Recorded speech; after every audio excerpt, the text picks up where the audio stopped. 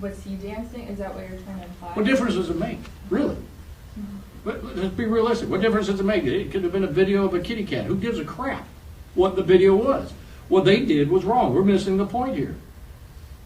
Everything they did was wrong. Shows a firefighter being held on the ground by 3 of his other coworkers. We are using only the victim's voice to protect his identity when he first met with detectives. And I'm like, stop, and I'm trying to get away. According to this report, it started at the beginning of his shift when he was detailing ladders. Paramedic Quentin Gaines, who was not arrested, wiped grease on the victim. Then co-defendants Seth Day and Tate Trothween did the same. But things escalated. After ordering pizza for dinner, a disagreement about whether or not the victim threw Seth Day's pizza away seems to have made things worse. Several firefighters got mad at the victim when he didn't have his old viral dancing TikTok to show them. This caused Trothween to throw the victim's work boots into the woods. When the victim went to get his boots, he was grabbed from behind by 22-year-old Edward Kenny III. He was held on the ground and had his belt and pants removed. I thought they were just playing around. I didn't think it was but once he took the belt off, and then I was like, okay, we need to chill, and stop.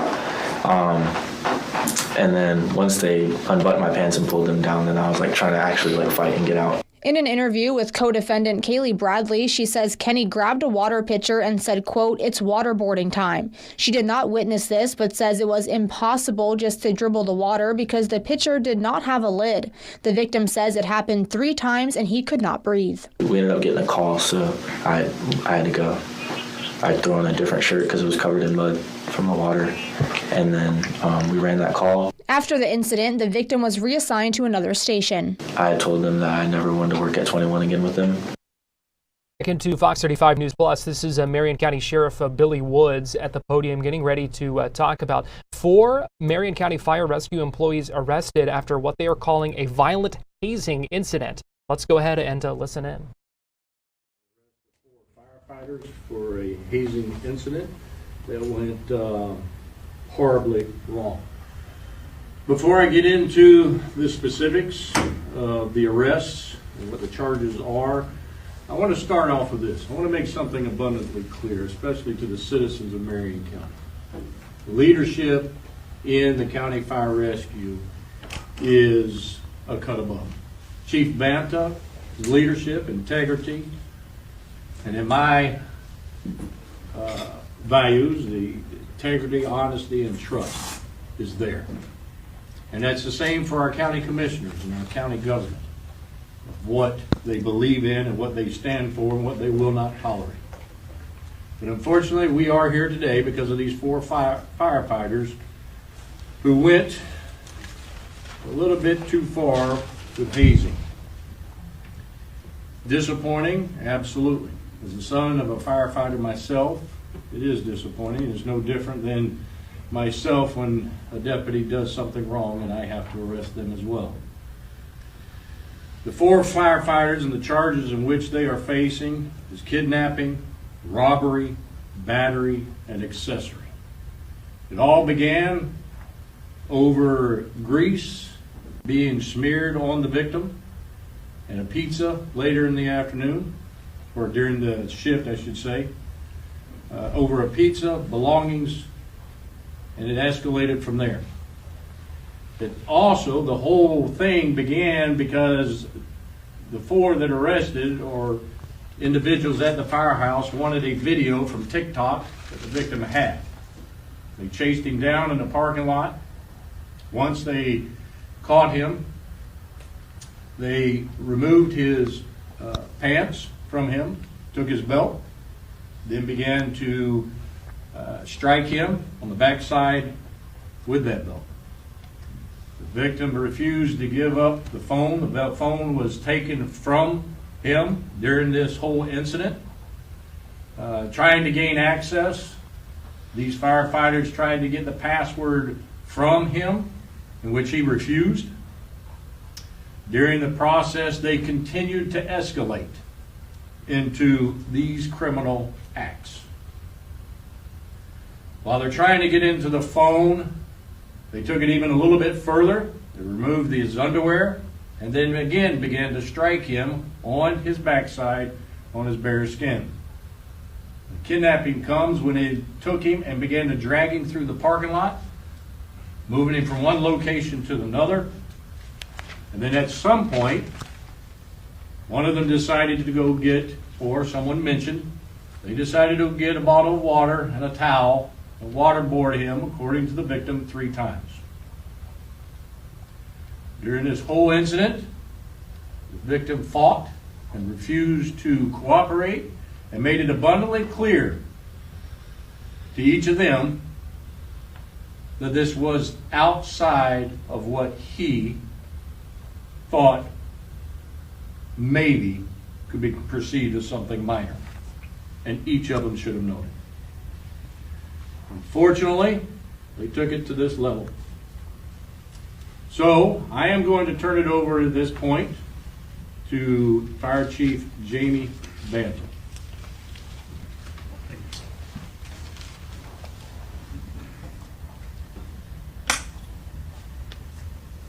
So good morning today, and thank you for being here. Today I want to address the arrest and termination of 4 first responders from our department. Their actions, now the subject of serious felony charges, represent a disturbing violation of everything that this profession stands for. What occurred was unacceptable, inexcusable, and fundamentally contrary to the core values of our fire department. Let me be absolutely clear. These individuals involved in this incident forfeited their right to wear the uniform the moment they chose an act and manner that endangered, harmed, and betrayed a fellow firefighter. Their behavior does not reflect who we are and what we stand for. To our community, I know this news is upsetting.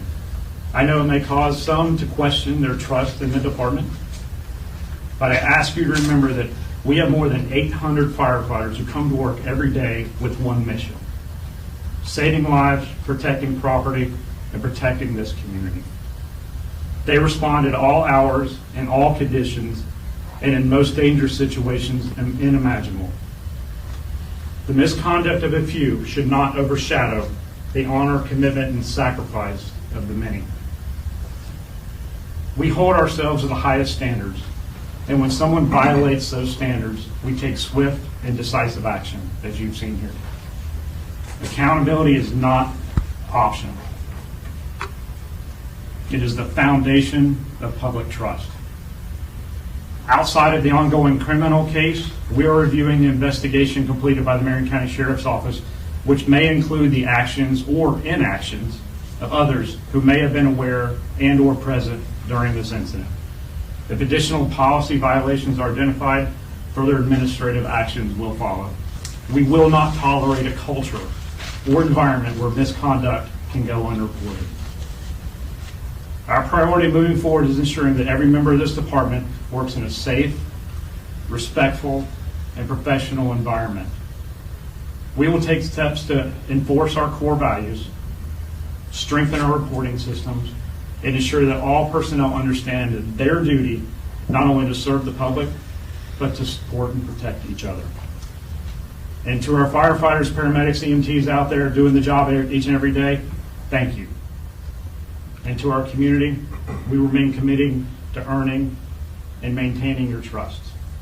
I'd also like to make a special thanks to Sheriff Woods and the entire Marion County Sheriff's Office team for the way they've handled this professionally and ensuring that the individuals are held accountable. And at this point, I'll turn it over to Commissioner Zell.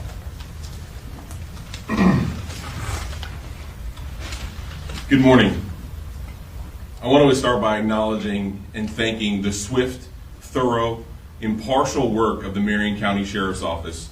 Thank you, Sheriff Woods, for your professionalism and your commitment to transparency through this process. From the moment this incident came to our attention, we worked side by side with the Sheriff's Office to get the facts. Their work has been exemplary, and our partnership continues to be essential. But let me be absolutely clear. From the Board of County Commissioners, what occurred is absolutely unacceptable. It's disappointing. It makes me sick to my very stomach. We are deeply troubled by the incident. And personally, we want to apologize to the community for the way, this comes across. For these reasons, that none of us can understand, a small group of employees treated the firehouse like a frat house. The behavior is absolutely disgraceful, disrespectful, and it will simply not be tolerated, as you can see here by our fire chief and our sheriff. Our fire stations are not hangouts. They're not social clubs. They're professional environments paid for by the taxpayers for one purpose: to protect the people and the property of Marion County. And what makes this simply so disappointing is we rely on our firefighters to uphold that very highest standard of service and integrity. And just like us as elected officials, we take an oath to serve the citizens. Our firefighters as well take an oath to uphold the Constitution, obey the law, act professionally, protect lives and property, and serve their community and their fellow first responders with courage, discipline, and respect. The recent actions violated that very oath they took. They violated our policies. And more importantly, they violated the trust this community places in them and in us. So let me be clear, this is not about who we are. This is not who we are. This is not what we stand for, and we will not let it happen again. Our fire chief will make sure of it. We have initiated a comprehensive review along with Sheriff Woods to get to the very bottom. We are implementing additional standards and safeguards to strengthen our oversight, ensure every employee understands that professionalism is not an option, it is an actual requirement. And we will stop at nothing to root out the conduct that disrespects this county, undermines our mission, and jeopardizes the safety and dignity of our team. Marion County has zero tolerance for employees who batter and betray the trust of the people they serve. Zero tolerance for those who put their own impulses above their responsibilities. Zero tolerance for behavior that demeans the good men and women who serve honorably every single day, every single call, every single shift. Above all, our responsibility is to this community we love. Every resident deserves the full confidence of the men and women when they call 911 and we send responders to them. Every employee has the right to a safe, respectful, and professional workplace. We will uphold these standards without compromise, as you see here today. We will hold ourselves and one another accountable as well. And we will work tirelessly to ensure that our trust and your trust is rebuilt, reaffirmed, and protected every call, every moment we get the opportunity to serve this great community. Thank you. All right, I'll open up the floor for questions. What's happening with the victim? Did you come forward to file about this with the person that? So the victim reported it to another individual, and then it went up to its appropriate chain of command, and then it got into our hands. Sheriff and Fire Chief, if you'd like to answer as well. I mean, anyone who hears this story is going to have a reaction. What was your reaction when you learned this all started over something like a TikTok video, a pizza, and some grease on a shirt? In my 30 years as a firefighter, this is the most egregious thing that I've seen been reported to me. And as fire chief, I was in shock and disgusted at the actions that was reported to me. On the afternoon of the 19th, my deputy chief reported to me the incident that was being reported up to him. We consulted the assistant county attorney immediately and immediately contacted the Marion County Sheriff's Office to start handling the cases. This went by far more than a hazing incident, which is absolutely condoned also. Have they done this before, like hazing incidents, other firefighters or? So we don't have any reports of discipline due to hazing. In the past, we've had incidents of one-on-one disagreements with individuals that we've had to handle. Any previous report of any type of hazing incident, we have not issued any discipline on due to it either was unfound or it wasn't specifically hazing. It was more of a one-on-one type of incident. Can you share if the victim is still an employee at Fire Rescue, or is this just completely turned him off to the whole profession? So as of now, the victim is an employee at Marion County Fire Rescue. He's diligent in doing his job. He's been offered the ability to take some time, and which he's refused. His exact words were, he has a job to do and he needs to do that job. And you said he made it clear that he didn't want any parts of this. What exactly did you tell them? Like, leave me alone, no, stop, or, you know, just like...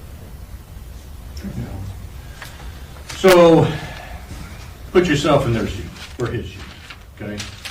And what I mean by that is anytime you're involved and you have people that you know, that you work with on a regular basis, you're going to be reluctant to come forward and tell anything because, did you hear what he just said?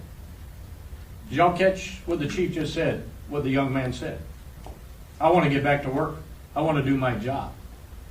Now, as a sheriff, that speaks highly of that individual that literally he took an ass beating, okay, is what he took.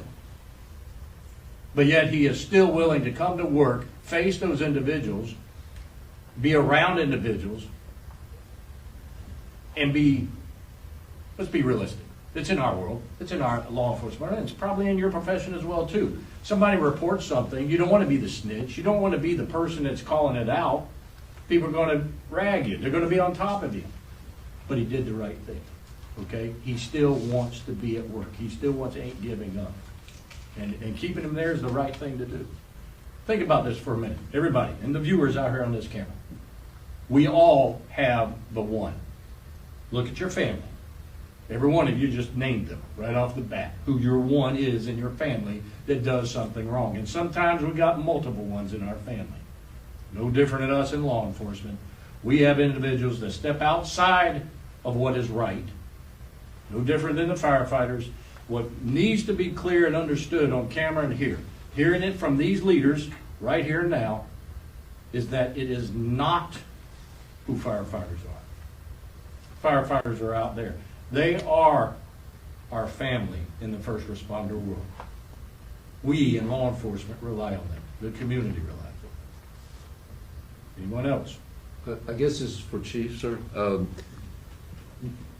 Was he a startup firefighter? Was he just a newbie beginning and these were older, more long-time firefighters? Was it that kind of situation? The victim's been on the job for about a year. Okay. And yes, and he's 19 years old. He's been on the job for about a year. And the others were longer time? The four that were arrested? So I can give you their names and I can give you their years of service. So the first one would be Kaylee, K-A-Y-L-E-E, Bradley, B-R-A-D-L-E-Y. She's a paramedic. She's 25 years old, and she's been with the department for 2 years and 10 months. The second individual is Tate Troutwine, T-R-A-U-T-H-W-E-I-N. He's a firefighter EMT. He's 19 years old, and he's been with the department for 1 year and 3 months. Can you spell that last name again? I'm sorry? The last name, can you spell it? T-R-A-U-T-H-W-E-I-N. First name Tate. The third individual, Edward Kinney, K-E-N-N-Y. He's an EMT. Been on the job for 3 years and 5 months, and he's 22 years old. And the fourth individual, his name is Seth Day, D-A-Y, firefighter EMT. He's been on the job 2 years and 9 months, and he's 22 years old. Thank you. Are you able to explain the TikTok videos? I'm just trying to understand what was so pressing that these former employees wanted to get access to that phone. I'm going to let law enforcement. Thank you. So as far as what we know of the TikTok video, it was just a dance video that the victim probably was embarrassed to give up. Now, I give it to him for the fortitude that he didn't want to give up the video, didn't want to give his password to get access into the phone, and then took the beating with the belt, took the waterboarding, took the dragging across the parking lot, and still refused to give it up for a video. And I get what you're trying to ask you, but the video was something he didn't want, he probably was embarrassed about. Was he dancing? Is that what you're trying to imply? What difference does it make, really? But let's be realistic. What difference does it make? It could have been a video of a kitty cat. Who gives a crap what the video was? What they did was wrong. We're missing the point here. Everything they did was wrong. And to Andy's question, did you hear the ages? Part of the problem in society today is that this younger generation does not understand. We do not teach. We do not hold them accountable. We do not teach them how integrity to do the right thing always, even when someone isn't watching. And this is the case. Some were watching. And I'm pretty sure there's going to be a lot more outside of these arrests that are going to be done from the administration here of individuals that were part of this. That's part of the problem. Can you run on some of the changes the chief said they were looking at to prevent this from happening again?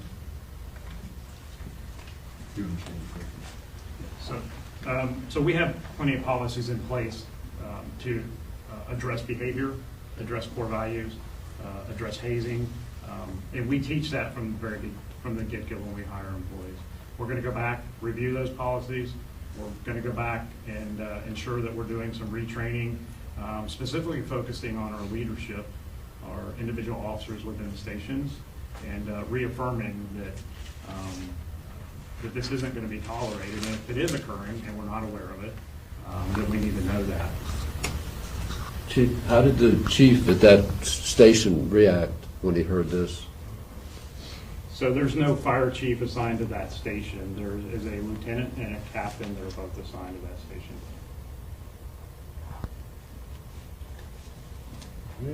No other questions? Thank you for being here. Thank you.